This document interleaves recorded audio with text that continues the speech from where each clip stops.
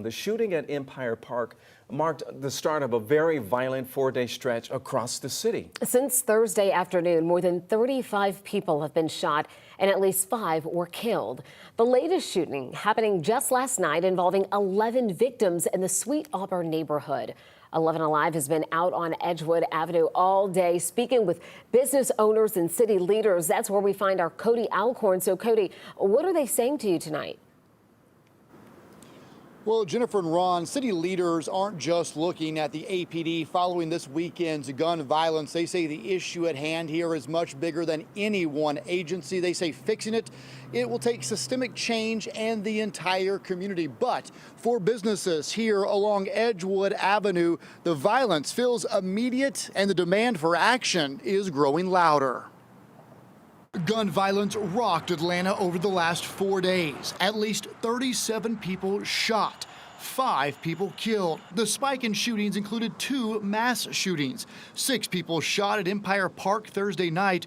One of those victims died. And 11 people shot just after 1:30 a.m. Monday here on Edgewood Avenue. Again, 1 person killed. This comes as the city has seen a year-to-year drop in homicides and shootings. And this weekend that changed. Blue lights lining Edgewood Avenue Monday morning. Atlanta Police Chief Darren Shearbaum says they recovered close to 40 shell casings.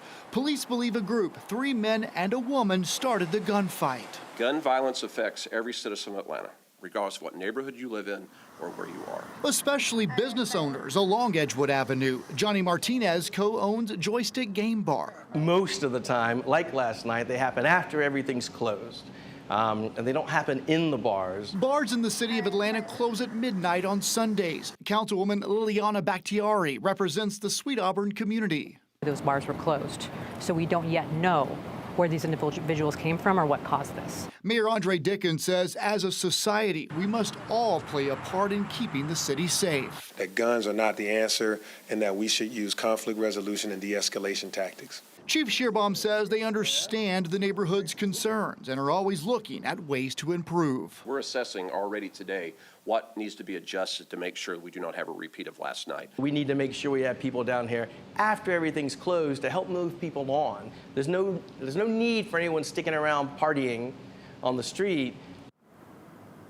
And tonight we learned just between Saturday and Monday morning here, this morning, the early hours, 15 people were shot within just feet of each other here on Edgewood Avenue. All right, Cody, so what have we learned about the ages of those involved in these shootings you're talking about? We know a lot of times the focus is on teenagers across the city, but the chief said in all of these shootings, they range from teenagers all the way to their 60s. And tonight I reached out to Grady Hospital. It's just right down the road from us. I asked them how many gunshot victims came into their ER trauma center between Thursday and this morning. They told me they saw a total of 47 gunshot victims over those 4 days. At least 37 of those, Ron and Jennifer, came from the city of Atlanta. Live along Edgewood Avenue in the Sweet Auburn community, Cody Alcorn, 11 Alive News. Yeah, very disturbing, Cody. Thanks for the report.